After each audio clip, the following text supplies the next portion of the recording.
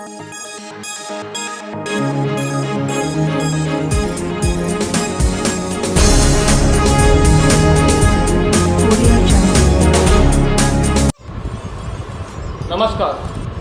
आप देख रहे हैं जनता की आवाज़ न्यूज़ 24। आज हमारे पास मौजूद है अविनाश शर्मा जी, जो कि ये बिहार के रोहतास ज़िला से बिलोंग करते हैं और ये महाराष्ट्र में रहते हैं।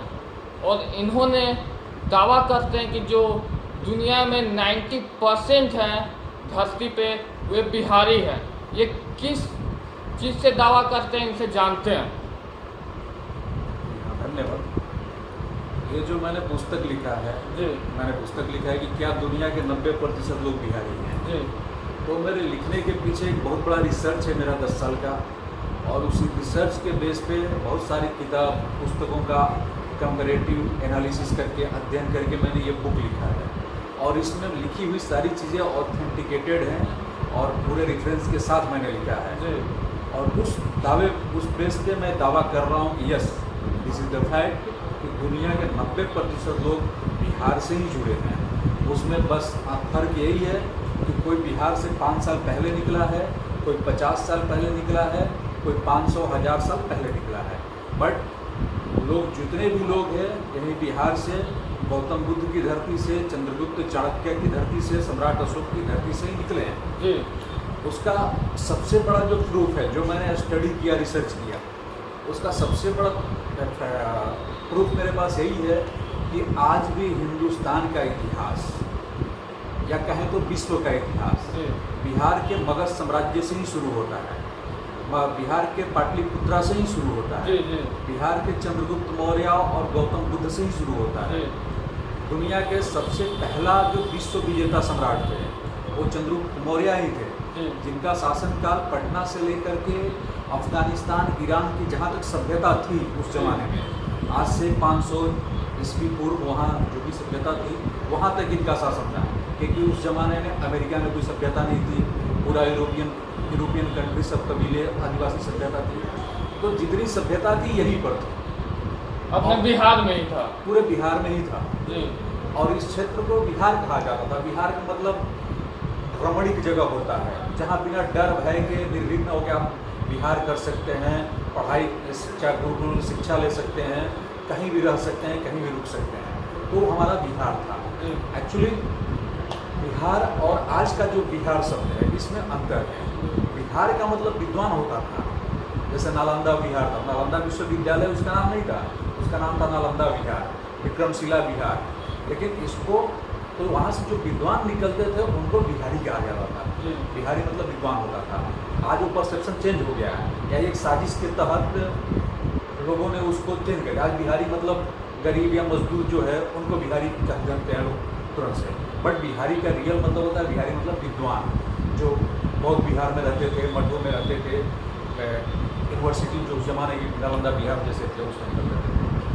मेरा ये दावा इसलिए प्रूफ है कि जो मैंने एनालिटिकल स्टडी किया है उसमें मैंने पाया है कि पूरी दुनिया पर बिहारियों ने 1000 साल तक शासन किया।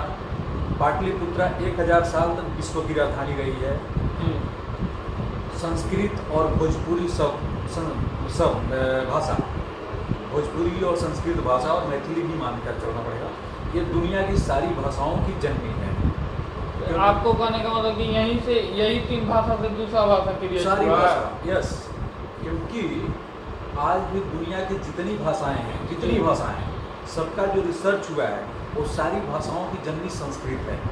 आज भी जो हम लोग कंप्यूटर, आज IT सेक्टर में कंप्यूटर का जो भाषा यूज हो रहा है वो संस्कृत बेस्ड ही है। और जो भाषा संस्कृत कंप्यूटर की जो भाषा है वो संस्कृत बेस्ड ही है। वो तो उन्होंने अलग अलग उसका नाम दिया, लेकिन वो संस्कृत बेस्ड ही है।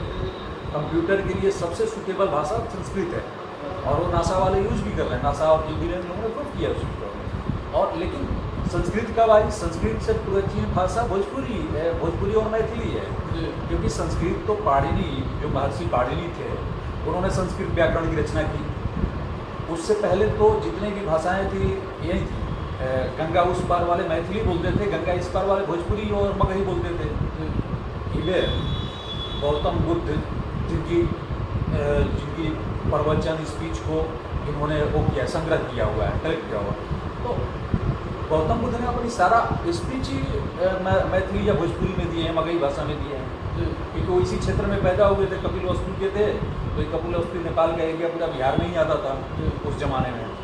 तो बाद में नेपाल अलग कंट्री बन गया, बट ये सब था, ये भोजपुरी बोलते थे। इवन अपने महावीर स्वामी, जिनकी प्रवचन स्पीच वगैरह अपने पास स्टोर में है, तो वो भी अपनी वो मैथिली में ही सारे स्पीच दिए। उनके जितनी भी भाषाएं हैं सब मैथिली है। तो मैथिली से संस्कृत, मैथिली और संस्कृत भाषा के उद्गम मैथिली भाषा से ही हुआ है। आप संस्कृत के भाषा और पुरानी मैथिली, अभी हालांकि मैथिली भी अभी काफ़ी चेंज हो गया है, जिसको आजकल इन लोगों ने प्राकृत भाषा, पाली भाषा, ये झूठे इतिहासकार लोग हैं, इन्होंने बिहार के संस्कृति, कल्चर, भाषा, जो प्राचीन संस्कृति सभ्यता थी, उसको डाइवर्ट कर दिया। बिहार की जो ये चीज़ें थी उसको ख़त्म कर दिया इन्होंने। नई नई पाली भाषा, प्राकृत भाषा, क्या क्या नाम दे दिया, जबकि भोजपुरी भाषा, मैथिली भाषा, मगही भाषा का प्राचीन इतिहास में कोई नाम ही नहीं दिया है।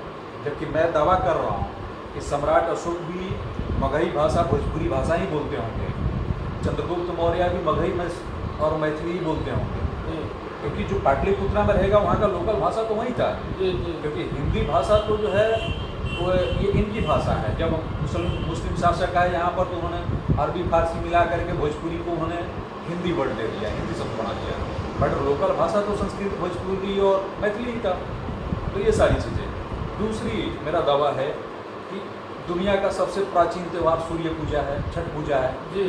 इसलिए छठ पूजा सूर्य सबसे बड़ा प्राचीन त्यौहार है, क्योंकि जब सभ्यता की शुरुआत हुई, चूँकि इंसान आदि मानव था, वो गुफाओं में रहता था, जंगलों में रहता थे, वहाँ से मानव सभ्यता की शुरुआत हुई। तो उन्होंने सबसे पहला जो देवता देखा वो सूर्य को ही देखा, कि इनके आने से दिन होता है, इनके जाने से अंधेरा हो जाता है। तो इन्होंने तो देवता मानकर पूजा पाठ करना इनको शुरू कर दिया। जिस दिन नहीं आते तो उस दिन भर बदली और कुछ दिखता नहीं था, तो इन्होंने पूजा करी। तो सूर्य पूजा शुरुआत हुई, सबसे पहले सूर्य की पूजा, और वहीं आज छठ पूजा होता है। और इसीलिए मैं दावा कर रहा हूँ कि छठ पूजा आज भी पूरे वर्ल्ड में केवल बिहार में ही प्रमुखता से मनाई जाती है। बिहारी लोग कहीं भी रहते हैं लेकिन छठ पूजा भी मनाते हैं, कोई पर्व मनाए या ना मनाए। यस, क्योंकि वो हमारे डीएनए में है और सदियों से मनाया जा रहा है। और बाकी लोग जो हैं यहाँ से गए, उस समय और कल्चर के हिसाब से उस चीज़ को भूल गया, उन्होंने नए चीज़ें अडॉप्ट कर लिया। लेकिन बिहारी लोग मूलतः आर्यन है और मूलतः इन्होंने शुरुआत यहीं से की।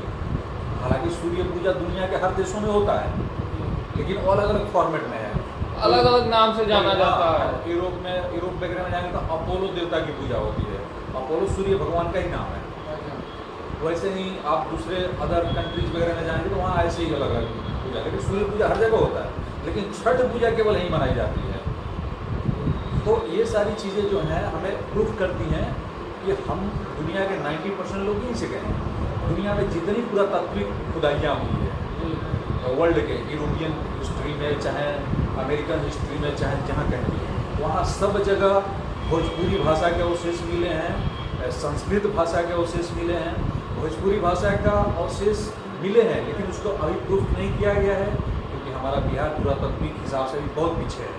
अभी बिहार के चीज़ों का एनालिसिस ही नहीं हुआ, यहाँ का पुरातत्व विभाग उतना सक्षम नहीं है, उतना बजट नहीं है। लेकिन जो चीज़ें प्रूफ हुई हैं कि संस्कृत भाषा सारी भाषाओं की जननी है। विश्व में 18,000 भाषाएँ हैं, वो 18,000 भाषाओं की जननी संस्कृत है। ये एक यूनिवर्सल ट्रूथ है, ये प्रूफ किया हुआ है कि सारे 18,000 भाषाओं की जननी संस्कृत है।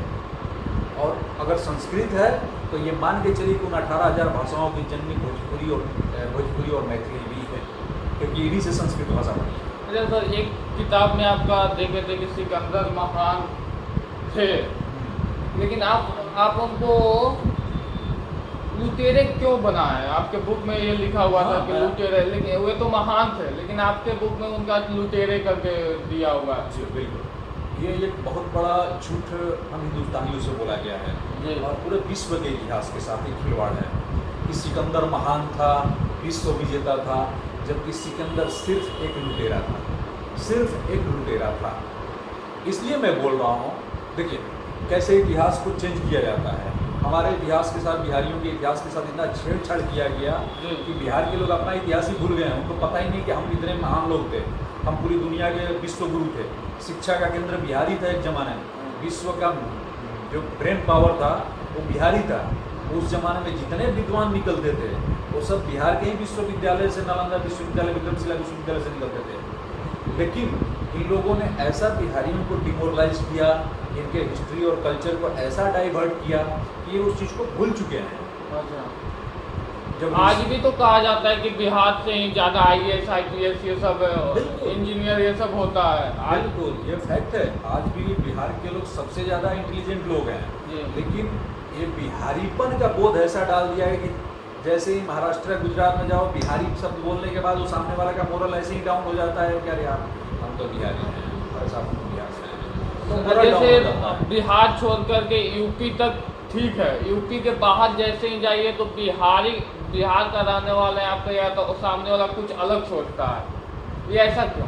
नहीं, उसका यही रीज़न है कि बिहारियों को इतनी बुरी तरह से डिमोरलाइज किया गया है, जो भी है मुस्लिम शासक है, चाहे अंग्रेजों ने 200 साल शासन, तो ये जो शासन के मुस्लिम शासकों ने, अंग्रेजों ने, इन्होंने इस चीज़ को पहचाना कि बिहारी यहाँ के ब्रेन पावर हैं, इनको डिमोरलाइज करो, इनको ज़्यादा से ज़्यादा दबा के रखो, मोरल डाउन करके रखो इनका, ताकि ये अगर इनको हमने कंट्रोल कर लिया तो हम हिंदुस्तान को कंट्रोल कर लेंगे, क्योंकि ये मूलतः आर्यन लोग हैं। अगर इनको हमने कंट्रोल कर लिया तो पूरे विश्व को हम लोग जो है ना, पूरे हिंदुस्तान पर हम शासन करेंगे, हमें ईजी पड़ेगा। इसलिए उन्होंने इस टाइप के फंडे अपनाए, ये सब इस तरह की चीज़ें कराए। आपको पता है आज हमारे देश में भागवत गीता को कोई नहीं पढ़ता, मुट्ठी भर लोग पढ़ते हैं। बहुत कम, 5%। क्यों नहीं पढ़ते? भागवत गीता को क्यों नहीं प्रमोट किया गया? जबकि भागवत गीता पढ़ने वाला इंसान दुनिया में कभी गलत नहीं कर सकता और किसी से हार नहीं सकता। भागवत गीता ऐसा ग्रंथ है, लेकिन भागवत गीता को हटा करके हमारे दूसरे जो ग्रंथ है उनको प्रमोट किया गया। जो किस्से कहानियाँ मान लीजिए, चाहे रामायण हो गया, महाभारत हो गया, कृष्ण लीला हो गया, रामलीला हो गया, इस टाइप के दुर्गा पूजा हो गया, इस टाइप की चीज़ों को बढ़ावा दिया गया। जबकि भागवत गीता को डिमोरलाइज कर दिया गया, साइडलाइन कर दिया गया। अगर भागवत गीता हमारा आगे रहता तो दुनिया की कोई ताकत हम बिहारियों को या हमारे हिंदुस्तान को कोई गुलाम नहीं बना सकती थी। लेकिन एक साजिश के तहत से इसको साइडलाइन कर दिया गया। एक आपका बात तो अधूरी रह गई कि सिकंदर को मैं लुटेरा क्यों कह रहा हूँ जी। एक्चुअली सिकंदर का जो इतिहास है, ये शासन किया इन लोगों ने, अंग्रेजों ने 200 साल तक, यूरोपियनों ने पूरे विश्व को शासन किया, फ्रांसीसियों ने, डचों ने, इंग्लैंडों ने, फ्रांसीसियों ने, तो इन लोगों ने क्या किया? अपनी सुपीरियरिटी को थोपने के लिए, अब भाई अपने कल्चर को सुपीरियर दिखाओगे तभी तो दुनिया सम्मान करेगी ना, कि हाँ नहीं यार ये तो सुपीरियर लोग हैं, इनको शासन करने का हक है हमारे ऊपर। तो इन्होंने ये परसेप्शन बनाया कि सिकंदर बहुत महान था, उसने पूरी दुनिया जीती, पूरी दुनिया का शासन किया, तो सब उन्हीं के बाल बच्चे हैं, उन्हीं के औलादे हैं, सब उन्होंने, यूरोपियन लोग ने पूरी दुनिया में फैले। लेकिन हकीकत ये है कि सिकंदर कोई विश्व विजेता नहीं था। सिकंदर तो हिंदुस्तान में घुस ही नहीं पाया, क्योंकि उस जमाने का मगध साम्राज्य दुनिया का सबसे बड़ा साम्राज्य था। तो सिकंदर हिंदुस्तान में आया कहाँ से? आप जैसे कहें कि सिकंदर तो हिंदुस्तान में घुस ही नहीं पाया, तो ये आया कहाँ से? वो यूनान से आया था। वो यूनान का एक स्टेट है छोटा सा, वहाँ का एक फिलिप करके एक सरदार था। अच्छा। सारे आदिवासी कबीलों का सरदार था वो फिलिप के आठवीं बीवी का शायद 14वीं बीवी का 8वां पुत्र था वो फिलिप का। वो ऐसे ही था, वो ऐसे माहौल में ही पड़ा था कि उसका बाप फिलिप भी लुटेरा ही था, कबीलों का सरदार था वहाँ का, यूरोप का, यूनान का। और वहाँ से वो जब वो मरा तो इसको ये फिर वहाँ का कबीलों का सरदार बना। अब ये चीज़ में एक कंपेरिजन आपको बता दे रहा हूँ। जो विश्व विजेता किस दम पे बनता, उसके पास मुश्किल से 5000 घुड़सवार सेना थे। अब जब पूरे रास्ते से लूटपाट करते हुए आया हिंदुस्तान में, जब वो पेशावर के पास जहाँ राजा पुरु के साथ उसका युद्ध हुआ, तो वहाँ तक उसकी सेना हुई 20,000, क्योंकि रास्ते में जितने आदिवासी जंगली जो बन गए उनको दास बनाते हुए ले आया, सबको गुलाम बनाते हुए लाया, उनको सेना में भर्ती कर दिया और कुछ लोग को कुली का काम दे दिया कि जो लूटपाट के ले रहे हैं उनको ढोने के लिए दे दो इनको, तो ढो देते। उसके बाद टोटल 20,000 सैनिक थे। 5,000 लेके चला था वहाँ से, लेकिन लूटपाट करते पूरा यूरोप से, यूनान से निकला तो ये पूरे अफगानिस्तान, ईरान, पर्सिया, तुर्की सब लूटते पाटते आया, तो यहाँ तक झेलम नदी के तट तक, यहाँ पोरस तक पहुँचते तो 20,000 सेना हो गया। लेकिन असली हकीकत क्या है? उस समय हमारा सम्राट चंद्रगुप्त मौर्य को माने या घनानंद को माने, नंद वंश का शासन था या यही क्या था, क्योंकि वो अभी डिफाइन नहीं हुआ है यहाँ पर कौन था, लेकिन चंद्रगुप्त मौर्य कहा जाता है।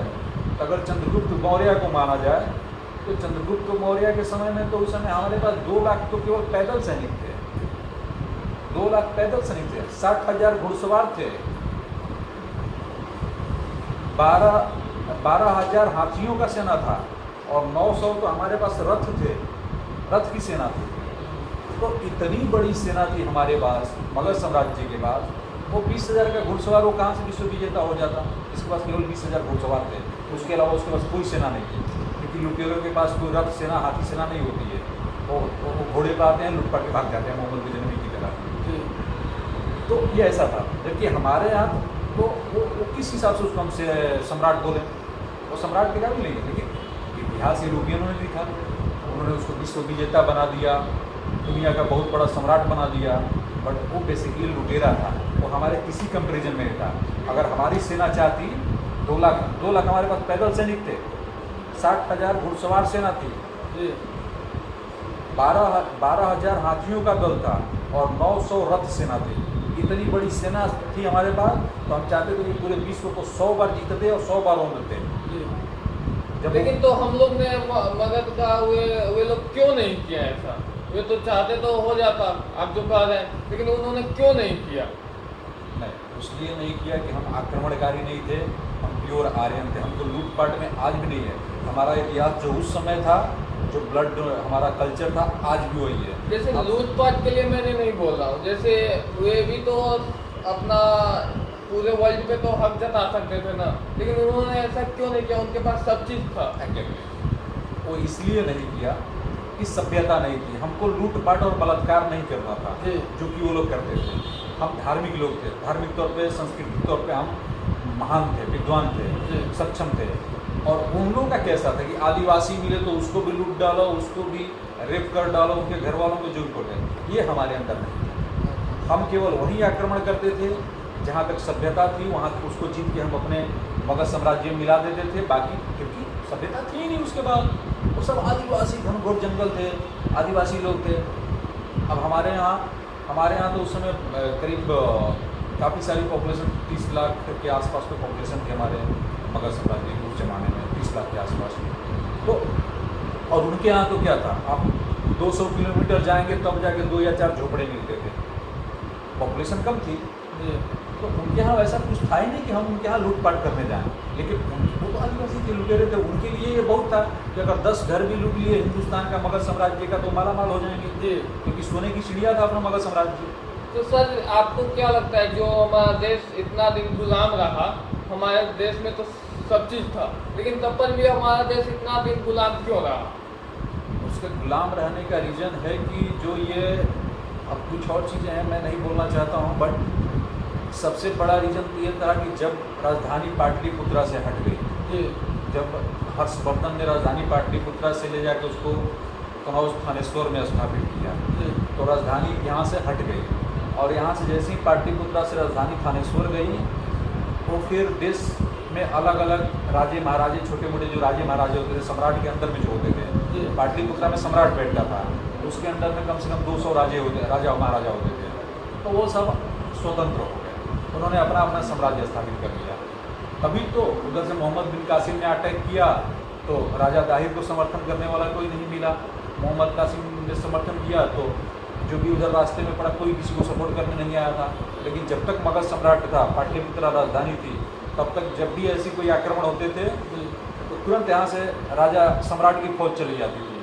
आपने इतिहास में पढ़ा होगा कि सम्राट अशोक ने जहाँ जहाँ विद्रोह, तक्षशिला में विद्रोह हुआ, कहाँ कहाँ विद्रोह हुआ, तो वहाँ से सम्राट अशोक गए वहाँ विद्रोह को दबाने के लिए। तो जहाँ भी इस टाइप के अशुभ उत्पाद करते थे तो यहाँ से सेना जाती थी। लेकिन जैसे ही ये पाटलिपुत्रा राजधानी हट गई, बिहारियों के हाथ से सत्ता चली गई, ये सब आपस में डिवाइड हो गए। छोटे छोटे राजा अपने आप को सम्राट समझने लगे और उसी का फ़ायदा उठा करके मोहम्मद बिन कासिम आया, उसने लूटपाट किया 40-50 साल। उसके बाद आपका वो गजनबी आया, गजनबी लूटपाट गया, फिर मोहम्मद गोरी आया, तो मोहम्मद गोरी ने तो सत्ता ही स्थापित कर दिया तराइन की युद्ध के बाद। तो ये मेन रीज़न है। और एक जो सबसे इम्पोर्टेंट रीज़न है जिस पे लोग ध्यान नहीं देते हैं, लेकिन मैं उसको कह रहा हूँ दावे के साथ, लोगों को बुरा लगेगा, कि जो बौद्ध धर्म आया, हिंदुस्तान को गुलाम करने में बौद्ध धर्म का बहुत बड़ा रोल है, क्योंकि उन्होंने अपने आप को हिंदुत्व से अलग कर लिया। अच्छा सर, ये जो आपने बुक लिखा है, ये क्या आपका बुक वेबसाइट पे है या क्या अभी मार्केट में आया है? ये अमेजन फ्लिपकार्ट पे अवेलेबल है। ये बुक अमेजन फ्लिपकार्ट पे ये बुक अवेलेबल है, और वैसे तो मैं सेल करने के वो नहीं है, लेकिन अमेजन फ्लिपकार्ट पे अवेलेबल है। ऐसे वेबसाइट पे अभी आपने नहीं डाला है? वेबसाइट पे डाला है। बहुत बहुत धन्यवाद आज हमारे सोशल मीडिया चैनल के साथ जुड़ने के लिए।